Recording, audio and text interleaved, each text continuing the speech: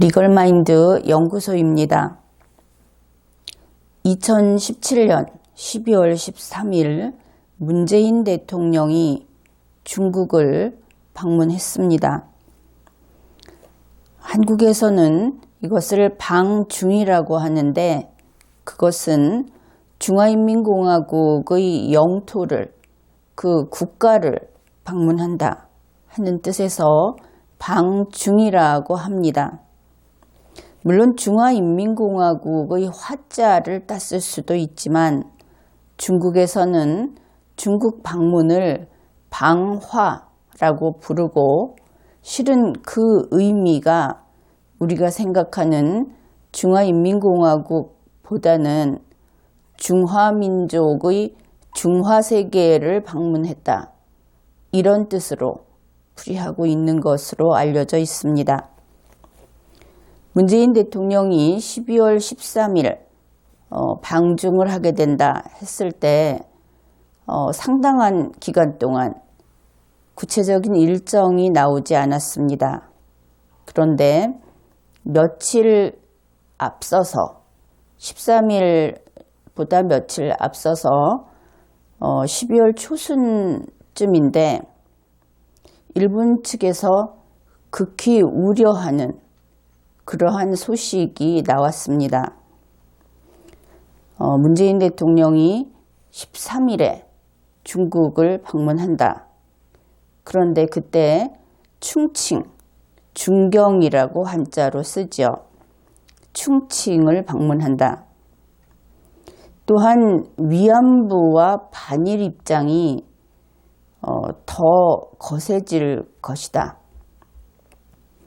중국 측에서 문재인 한국 대통령을 초청하는 이익이 그것이 결국은 일본과의 관계를 해칠 것이다.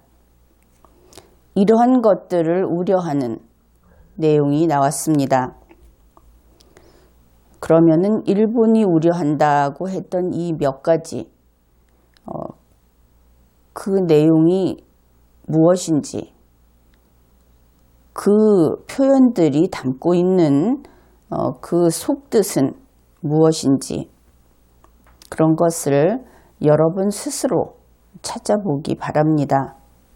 힌트는 이것은 어떤 사건이나 어떤 정지된 그러한 것이 아니고 플로우 개념으로 그 의미를 찾아야 바로 찾을 수 있다 하는 것입니다. 그렇게 12월 13일 문재인 남한 대통령이 베이징에 도착했습니다. 이제부터 계속 한국이 아니라 남한 대통령이라고 표현을 할 겁니다. 왜냐하면 한반도에서 지리적 개념을 명확하게 하기 위해서 그렇게 하는 것입니다.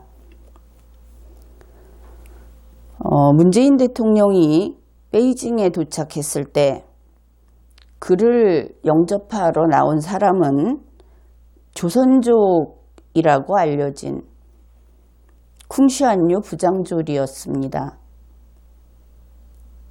남한 대통령, 그리고 남한 대통령이 중화세계를 방문하는데 조선족 출신의 공무원이 영접을 하러 나왔다. 의미를 부여하자면 남다른 의미가 있다고 할 수 있겠습니다.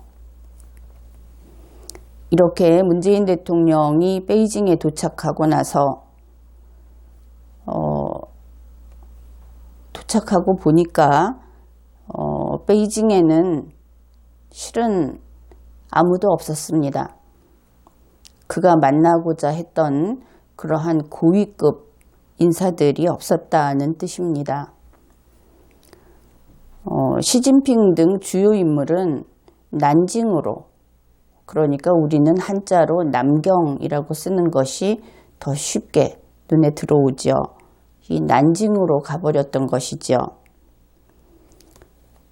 미국의 도널드 트럼프 대통령이 왔을 때는 자금성을 비워서 양 정상이 그곳을 거닐었다고 하는데, 이번 문재인 대통령이 북경에 갔을 때에는 자금성 대신에 베이징을 비운 셈입니다. 차이는 베이징의 사람들을 다 비우고 양 정상이 거닌 것이 아니라 시진핑 자신이 베이징을 비워놓고 떠나버린 것이죠. 그래서 이제 베이징은 문재인 대통령 차지가 되었습니다. 대통령은 둘밖에 없으니까 말입니다. 이렇게 방중 첫날을 보내고 있을 때 중국 언론은 12월 13일이 국가공제일이다, 그렇게 이야기를 했습니다. 공제일은 공적으로 제사를 지내는 날이다.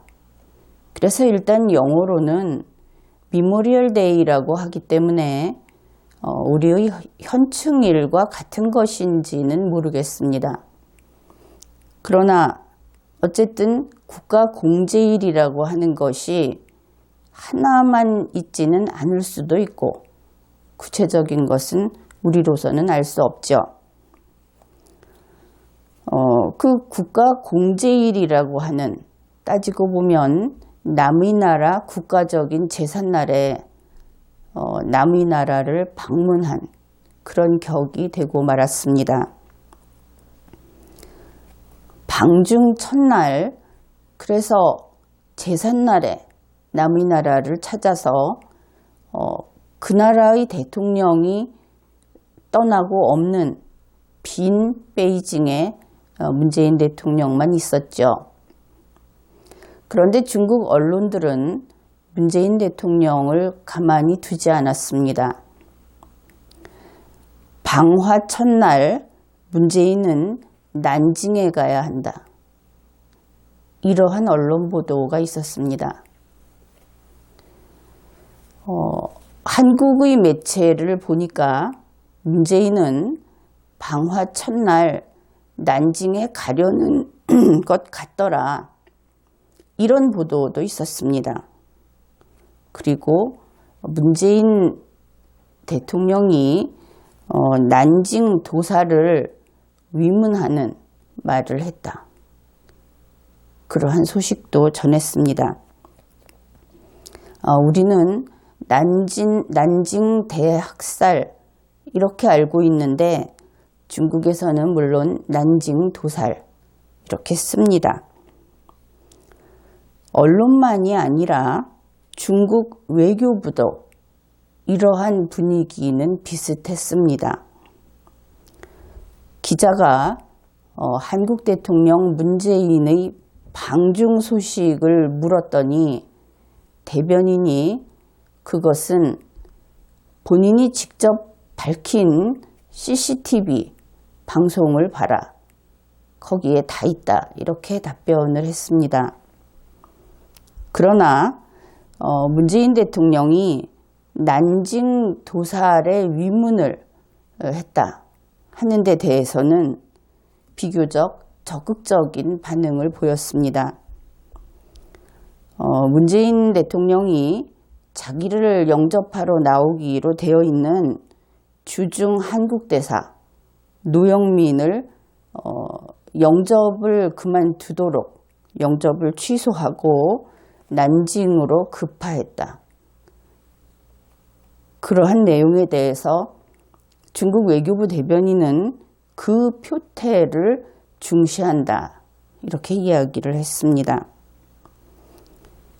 이 부분은 좀 특별한 의미가 있는데, 대사라는 공무원은 그 나라의 대통령, 주로 대통령을 대신한다, 이렇게 보면 되겠죠.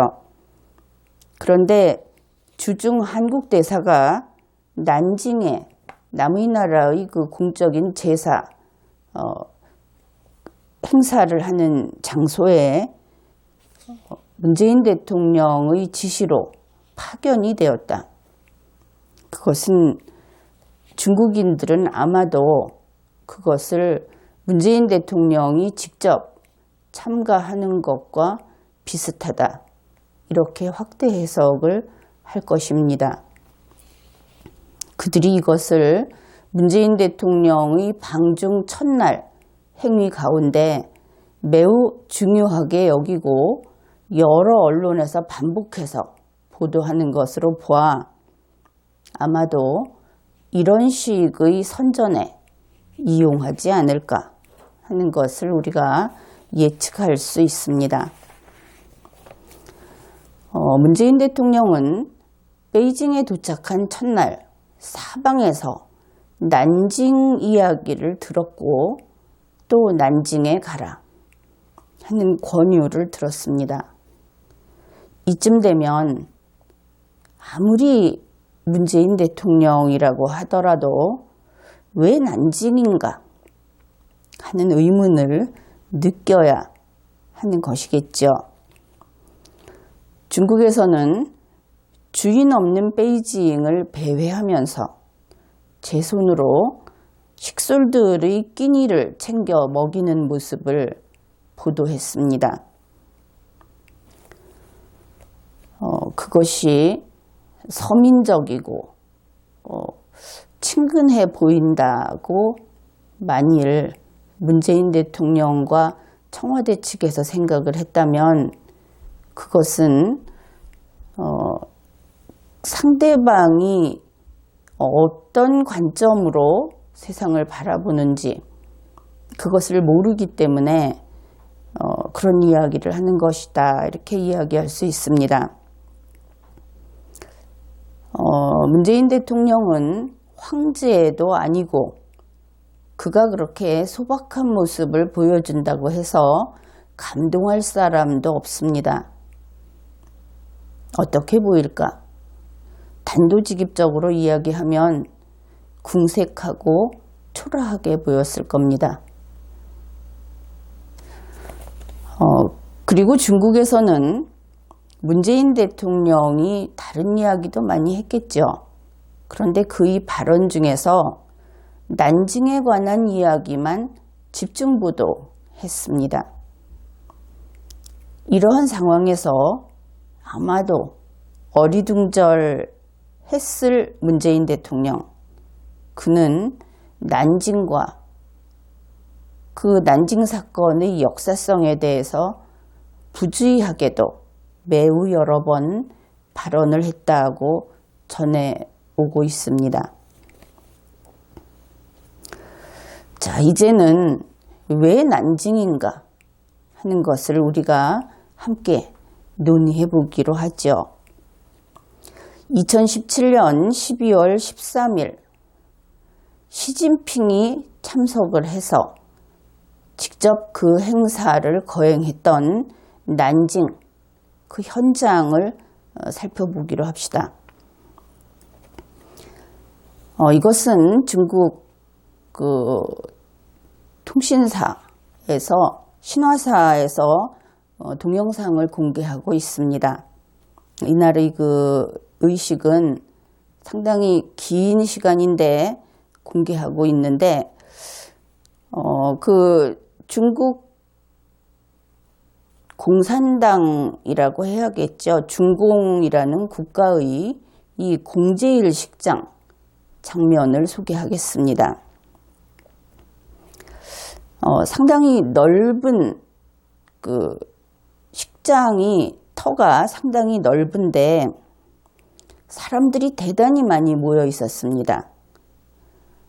미국 대통령 취임식 때 그 선서를 하는 선서대가 있는 단 위에서 내려다 보면 저 공원 끝까지 보이죠. 그 눈 닿는 곳까지 끝까지 공원을 메운 인파 한두 번 본 적이 있을 겁니다. 그렇게 사람이 많았습니다. 물론 미국 대통령 취임식 때는 사람들이 비교적 자유스럽게 움직이고 편하게 있고 또 2명씩 붙어서 있던지 아니면 팀으로 있기도 하고 마치 축제일에 참석한 것처럼 다채로운 그 색깔의 옷 그리고 그런 사람들의 움직임 이런 것을 볼 수 있었죠. 어떻든 이 국가공제일 식장에는 그 정도로 사람이 많이 참석을 했습니다. 그런데 차이점이 있습니다. 이 식장에 참석한 사람들은 검은 양복을 똑같이 입거나 검은 학생복, 군인 복장을 했거나 또 같은 검은 계통의 단색 제복을 입고 있었습니다. 그리고 그들은 가슴에 하얀 꽃을 한 송이 달고 있었습니다. 예측하는 바와는 다르게 그 꽃은 국화가 아니었습니다. 아네모네 같기도 하고 또 지름이 10cm 정도 되는 상당히 크게 만든 자스민 같은 그런 꽃을 한 송이씩 달고 있었습니다. 그런데 특징적인 것은 이렇게 많은 사람들이 모두 가로, 세로, 대각선까지 줄을 맞춰서 꼿꼿하게 서 있었다는 겁니다. 남녀 구분도 없습니다. 어쩌면 그렇게 바르게 서 있는지 그 장면을 보면서 진시황의 토용을 보는 듯한 느낌을 받았습니다.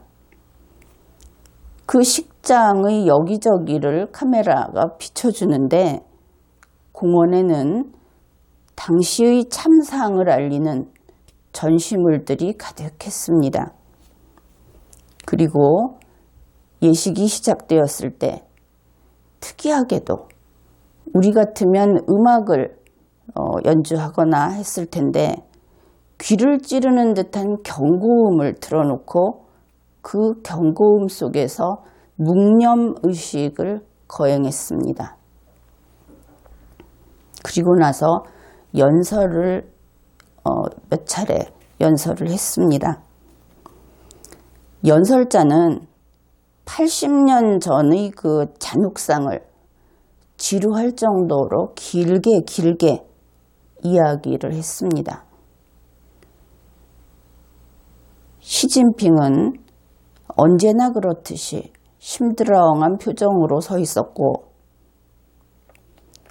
난징 사건의 생존자로 보이는 연세 많은 그런 노인들도 있었고 중국의 어린이, 청년, 군인, 인민들이 그 길고 지루한 연설을 침묵 속에 줄을 흐트러뜨리지 않고 정렬한 채로 듣고 있었습니다.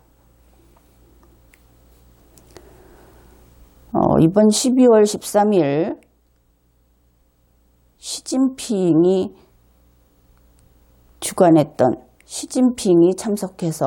직접 참석해서 거행했던 이 행사, 난징도살 80주년 국가공제일 행사, 그것은 퍼포먼스라고 할 수 있겠습니다.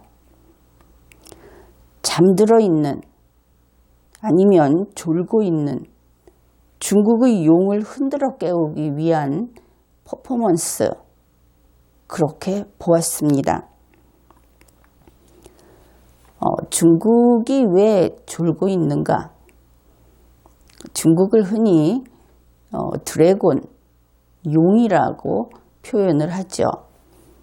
그런데 제 아무리 용이라도 졸고 있거나 나른하게 늘어져 있는 용은 별로 용답지 않죠. 우리 한국인들이 중국인을 어떻게 생각하는가? 그것을 한번 우리가 살펴보면 왜 중국이 그저 늘어져 있는 용인가 하는 것을 확인할 수 있습니다. 우리 한국 사람들은 중국산 제품들을 항상 C급 취급합니다. 중국에서 오는 것은 다 싸구려라고 생각을 하죠. 중국인들 가운데 돈이 많은 사람들도 있습니다. 그러나 그들을 우리는 간단하게 돈만 있지 무식하다 이렇게 이야기합니다. 품위가 없다는 것이죠. 물론 이것은 실제로 그들이 보이는 모습이 그런 면도 있습니다.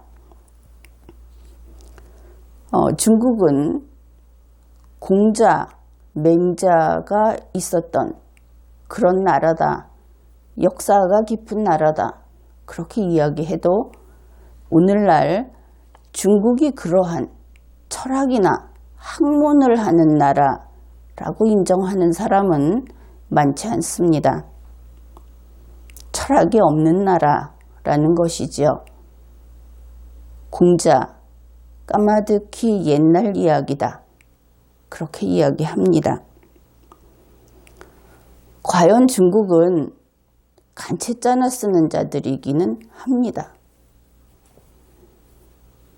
중국에 인구가 많다 보니까 학자도 많습니다. 그러나 그들은 고리타분하고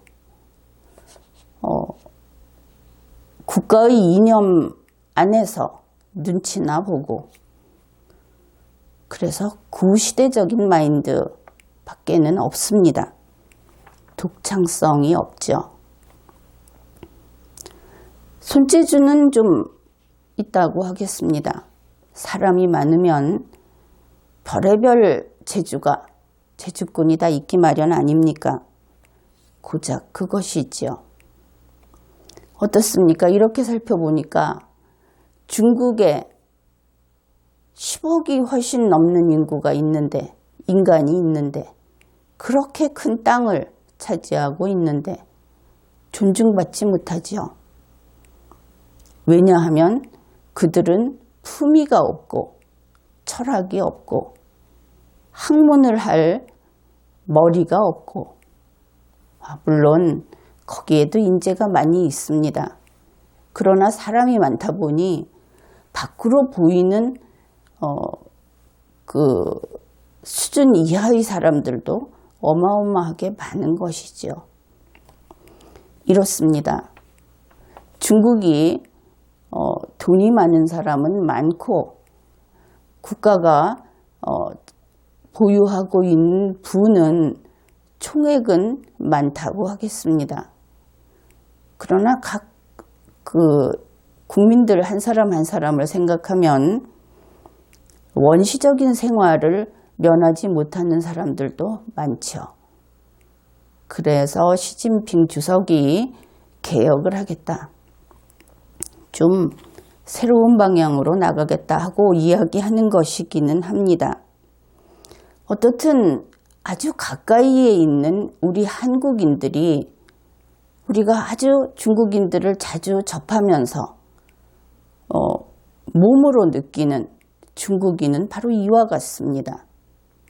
단지 잠들어 있는 것이 아니고 잠을 깨워서 털어서 가르쳐서 인간을 만들어야 하는 그러한 집단이다. 이렇게 볼 수 있는 것이죠. 아마도 시진핑 주석은 그것을 하려고 하는 모양입니다. 그래서 졸고 있는 중국 드래곤을 흔들어 깨우겠다고 이 행사를 한 것이다. 그렇게 풀이할 수 있는 것이죠. 그렇다면 2017년 12월 13일 난징에서 거행한 국가공제일 행사, 이것은 그 행사 자체가 역사의 스냅샷이다. 이렇게 이야기할 수 있겠습니다. 연설자들은 그 당시에 어떻게 사람이 참혹하게 다치고 죽고 그렇게 되었었는지를 설명했습니다. 청소년들, 청년들 눈에서는 미미하나마 불꽃 비슷한 것도 느껴졌습니다. 그러나 대부분은 무표정했죠. 그 자리에 있는 그 수많은 사람들, 그 군중 속에서 분명히 그 무표정 뒤에 억제되어 있는 무시무시한 복수심과 분노가 꿈틀거리고 있는 것을 눈치챌 수 있었습니다. 물론 연설자도 그렇고 그 주위에 걸어놓은 현수막도 그렇고 시진핑은 복수가 아니라 그날의 일을, 그때의 일을 기억하자, 그렇게 이야기를 했습니다. 일본은 복수의 대상이 아니라 장차 협력해야 할 상대다, 그런 이야기도 했습니다. 이렇게 하면서 시진핑 주석은 빈둥거리면서 축 늘어져 있던 그 대륙의 용을 깨우려고, 그리고 깨우고 있었습니다. 이 상황을 우리가 도식화해 보면은 그렇습니다. 피라미드의 상단, 극히 좁은 부분에 시진핑의 뜻을 이해하는, 그야말로 분노하지 않는 사람들이 있을 겁니다. 그러나 그들을 제외한 나머지 절대 다수의 인민들은 비애와 분노를 실감하면서 자각하기 시작하겠죠. 어쨌든 잠을 깰 겁니다. 어쨌든 움직이겠죠. 시진핑 주석이 세계 패권 국가를 목표로 하고 있기 때문에 그 중국 인민이 깨어나서 움직여주는 것은 대단한 동력이 될 것입니다. 문제는 이러한 행사를 통해서, 이런 식의 역사의식 고취를 통해서 깨어난 군중은 그 머릿속에 비애와 분노가 든든하게 자리 잡고 절대 밖으로 나가지 않는다는 사실입니다. 세계 패권 국가를 목표로 하는 것으로 보이는 지도자, 또 다른 사람이 있죠. 그는 도널드 트럼프 미국 대통령입니다. 그는 미국 국민과, 주로 미국 국민이겠지만 세계인에게 동시에 이런 이야기를 합니다. 일단 미국인에게 For the Great USA, 이런 이야기를 합니다. 그리고 위대한 미국이여 다시 한번, 이런 이야기도 합니다. 그런데 그가 말하는 Great라고 하는 것은 시진핑이 이야기하는 소강사회가 아닙니다. 그보다 높은, 그야말로 인간으로서의 어떤 지혜롭고 선을 추구하는 그 경지에 이르른 그러한 꿈을 이 사람은 이야기를 합니다. 그것은 30년 전의 트럼프를 보았을 때 확인을 하게 됩니다. 트럼프 대통령이 추구하는 것은 더 굿, 선이고 지혜로운 자가 추구하는 가치입니다. 그래서 이것을 하늘에 띄워놓고 미국인과 세계인이 함께 추구하자. 또다시 그러한 의미의 리더였던 미국을 다시 한번 만들자. 이렇게 호소를 합니다. 이러한 면에서 그의 그 이상 앞에 띄워놓은 목표는 인도 퍼시픽은 아닙니다. 이렇게 선 또는 이런 고품격의 높은 가치, 이런 것을 하늘 높이 띄워놓고 함께 가자 하는 것이 진정 리더가 할 일이다. 우리는 그렇게 인정을 하죠. 그러나 그것은 쉽지 않습니다. 장애물이 많죠. 또 이 높은 가치를 추구하는 그 길에는 그 길에 같이 걸어가던 동지들이, 같이 가던 국민들이 하나씩 둘씩 유혹에 끌려서 빠져나갑니다. 높은 가치를 추구하는 것은 대단히 어려운 일입니다.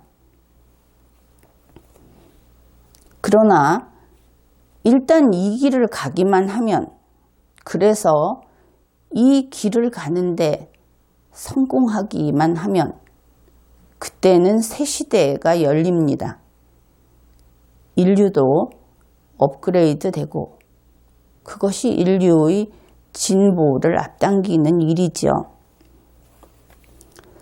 그런데 이러한 선을 추구하는 일, 높은 가치를 추구하는 일은 강한 자만 도전해 볼 수 있는, 강한 자만 그것을 감히 설정할 수 있는 그런 비전입니다.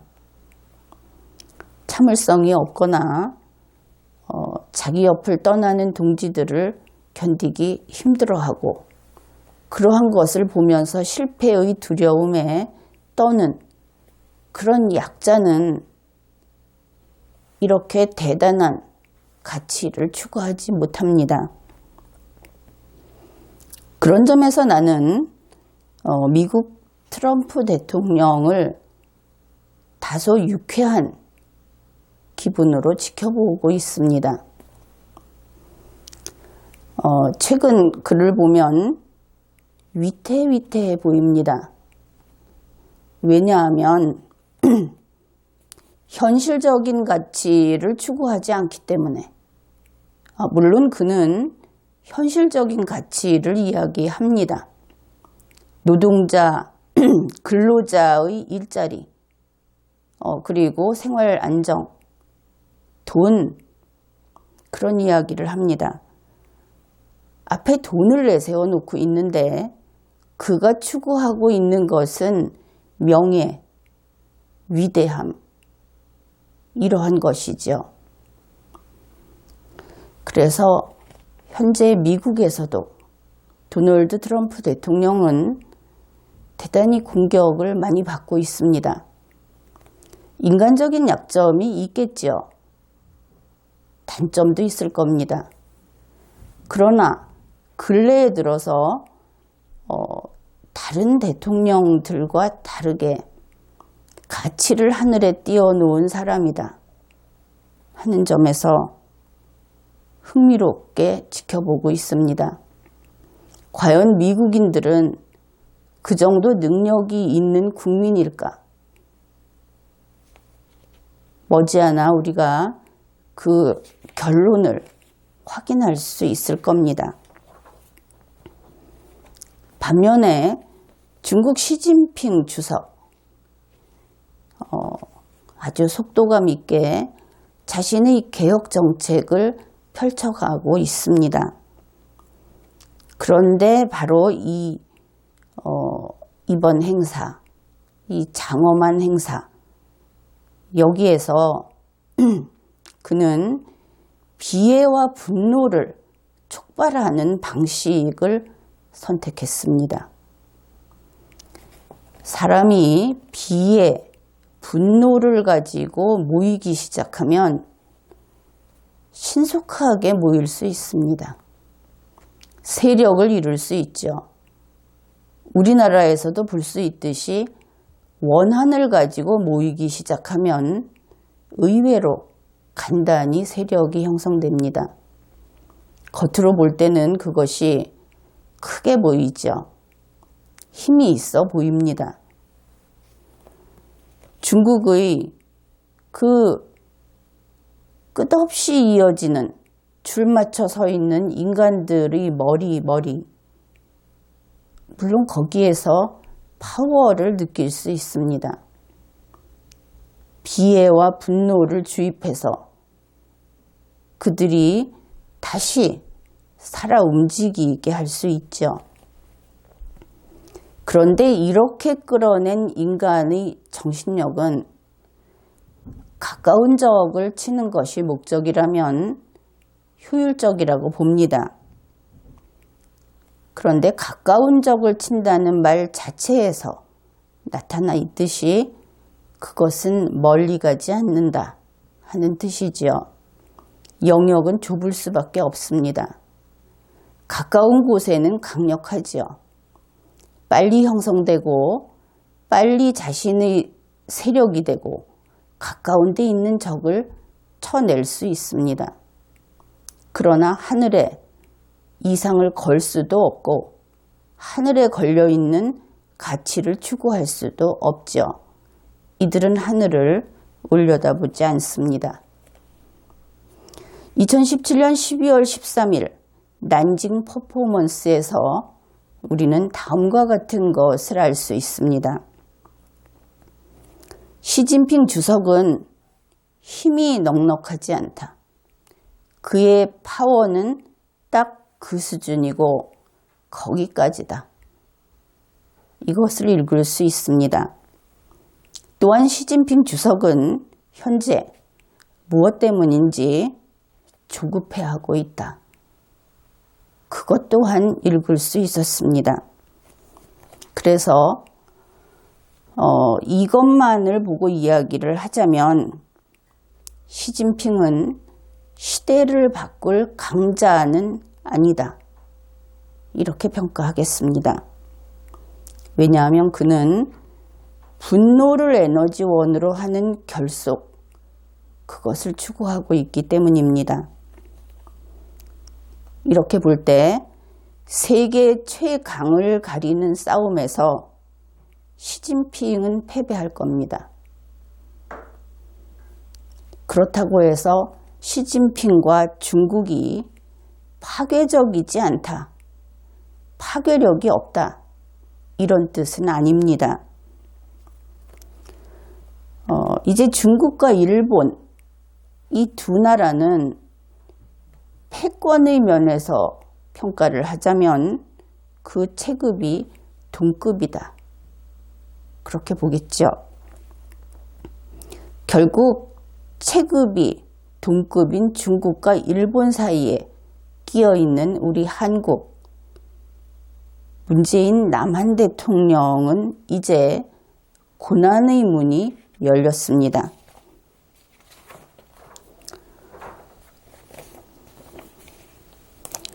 이번 문재인 대통령이 중국 방문을 했을 때 바로 그 첫날 일어난 일들을 이렇게 살펴보았는데 그 사건의 중심에 난징이라는 것이 있었죠. 얼마 전에 세계의 지도자는 역사를 잘 알고 있어야 한다. 그렇게 이야기를 했습니다. 더구나 지금은 한국과 가까이 있는 국가들의 지도자가 역사 이야기를 빈번하게 하고 있습니다. 그러면 이 난징이 어떤 의미가 있는가 하는 것을 살펴보기로 하겠습니다. 난징 사건, 우리나라에서는 중국에서는 난징 도살, 이런 좀 듣기 안 좋은 이름을 부르는데 그냥 난징 사건이라고 하겠습니다.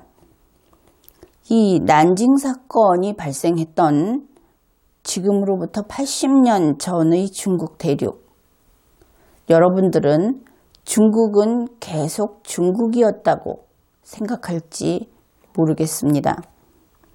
그런데 이 80년 전의 중국 대륙에는 국가가 없었습니다.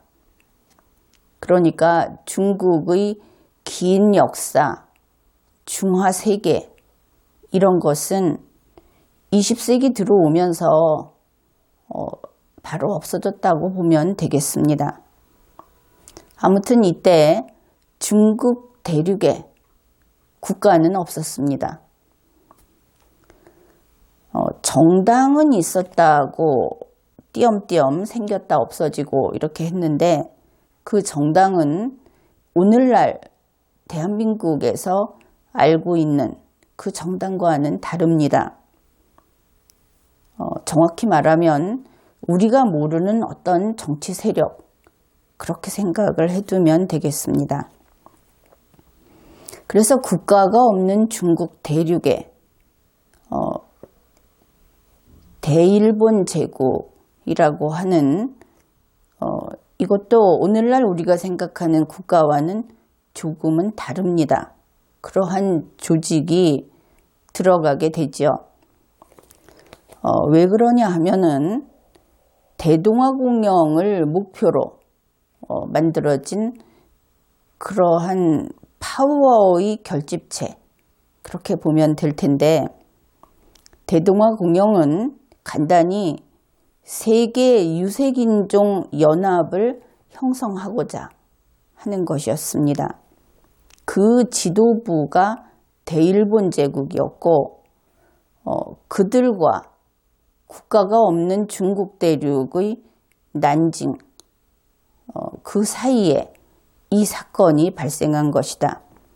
거기까지만 이야기를 하겠습니다.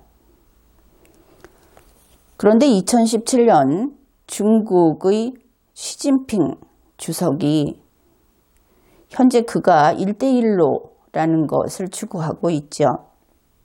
그것은 신대동아공영이라고 할 수 있습니다. 단 이번에는 피부색을 중심으로 하는 것은 아니죠. 그런 그가 80년 전에 난징 사건이 났던 그 난징에 가서 이번 행사를 진행했던 겁니다. 그런데 하필이면 그날 남한 대통령 문재인이 중국을 방문했던 그날입니다. 남한 대통령 문재인이 중국 베이징을 국빈 방문을 하는 날, 그가 베이징에 도착했을 때 중국의 시진핑은 난징으로 가서 이번 행사를 진행했던 겁니다. 중요한 것은 아니지만 남한의 문재인 대통령 역시 일종의 신대동아공영을 추진하고 있습니다. 이렇게 볼 때 21세기 지금 이때는 또다시 무엇인가 국가의 테두리를 넘어서는 권력체를 도모하는 그러한 경향이 나타나고 있다. 그런 것을 알 수 있습니다.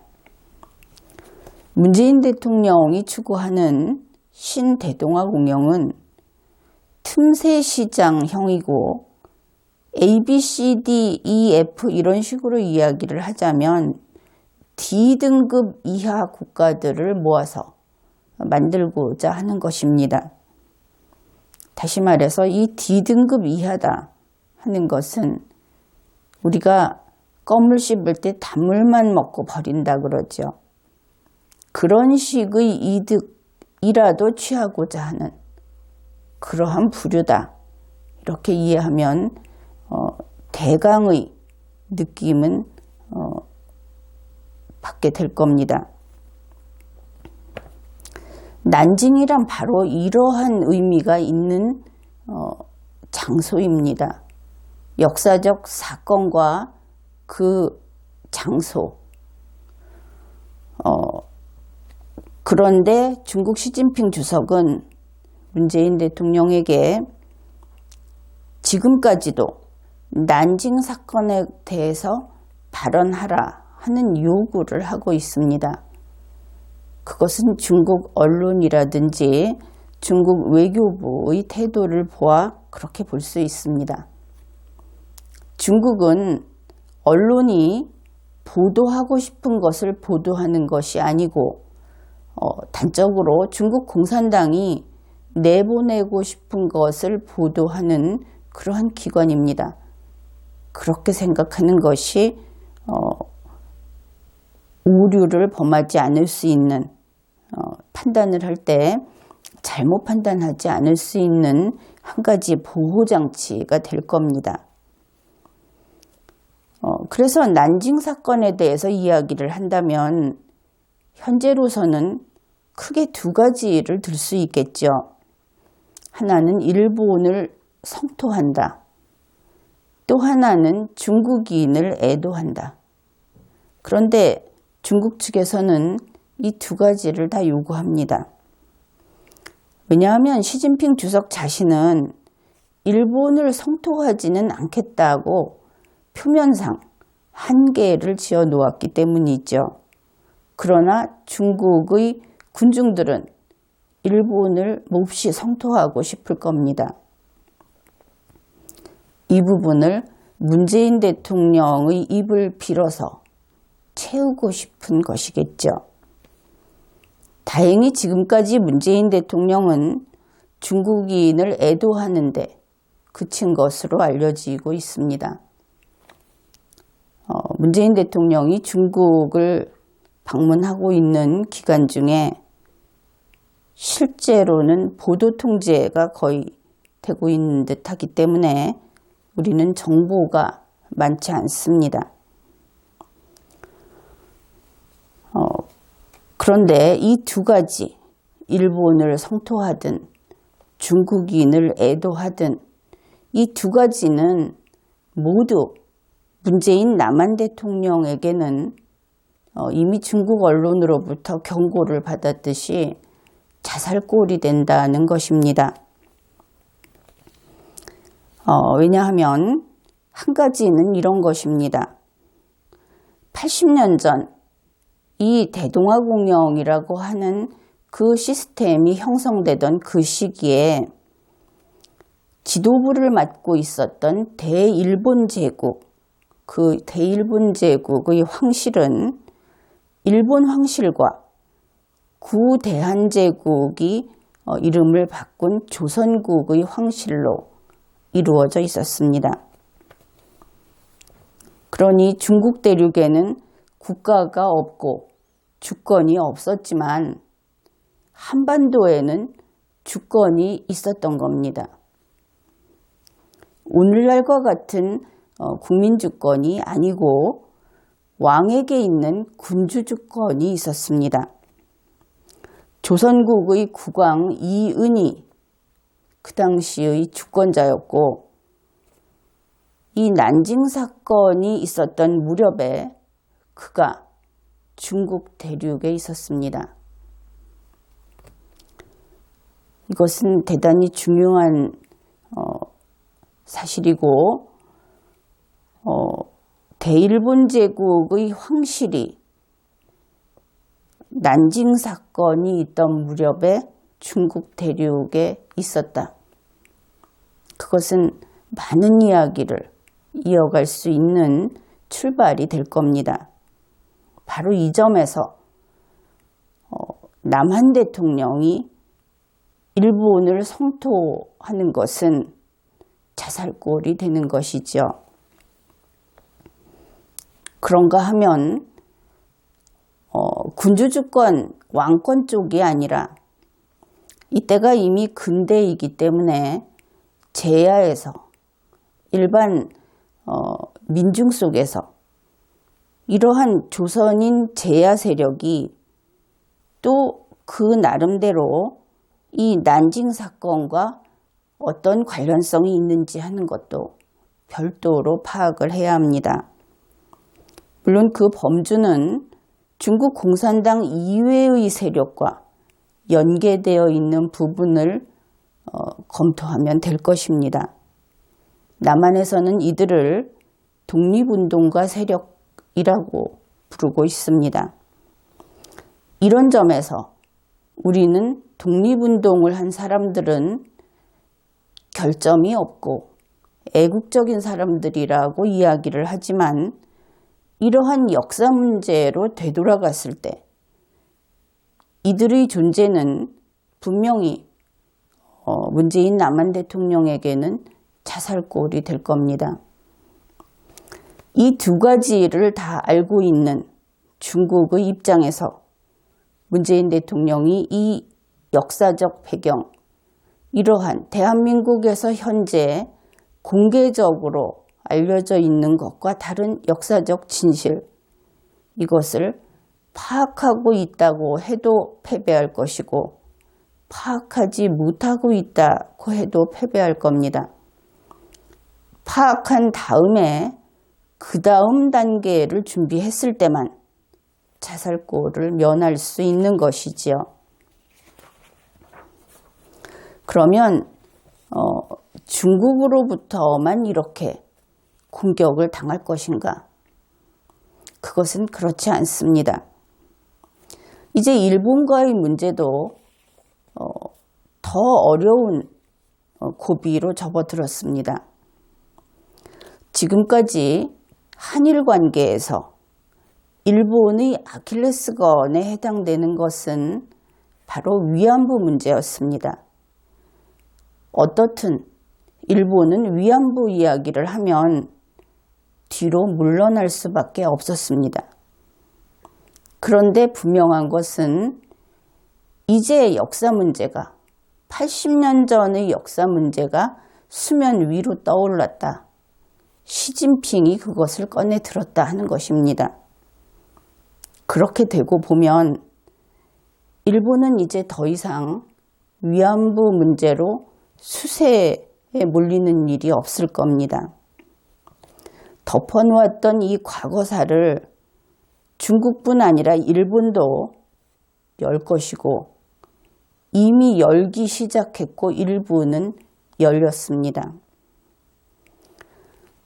과거의 사실을 들여다보면 그러니까 한국 중심으로 합리화하기 위해서 만들어 놓은 역사가 아니라 세계 각국이 공통적으로 가지고 있는 역사 기록을 바탕으로 과거를 다시 들여다보면 한국은 80년 전의 한국은 피해자였던 것만은 아니었습니다.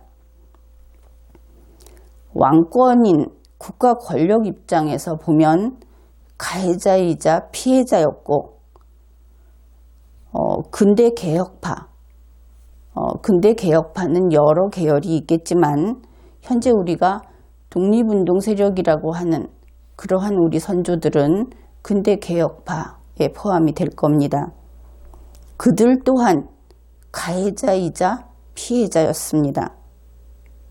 중요한 것은 특히나 이 국가 권력, 주권자인 왕권을 중심으로 한 세력은 제2차 세계대전, 그 중에서 태평양 전쟁의 전범이었다 하는 부분을 우리는 이제는 인정을 해야 할 겁니다. 이 부분도 더 깊이 있는 연구를 해서 다른 나라들의 이러한 공격에 대응을 할 수 있도록 스스로 눈만 가리고 있지 말고 사실을 인정하면서 우리가 앞으로 나아갈 길을 찾기 위해서 적절한 대처를 해야 할 것입니다. 아무튼 많은 이야기들은 다른 기회로 미뤄두고 지금까지 살펴보았던 이러한 점 중에 한 가지, 일단 일본은 이제 위안부에 대해서 우리가 공격을 하면 반격을 해올 것이다 하는 점을 지적해 둡니다. 이것은 그럴 만한 이유가 있습니다.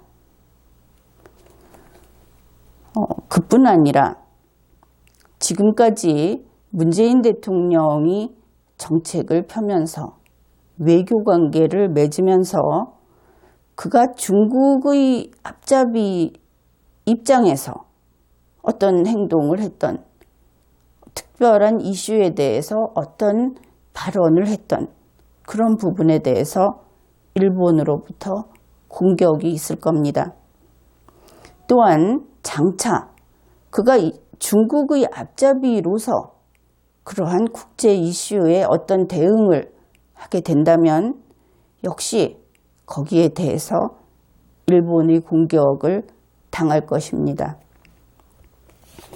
그래서 이러한 점들을 문재인 대통령의 방중 첫날에 있었던 그 시진핑으로서는 역사적 사건, 역사적 행사, 이것을 통해서 살펴보았습니다.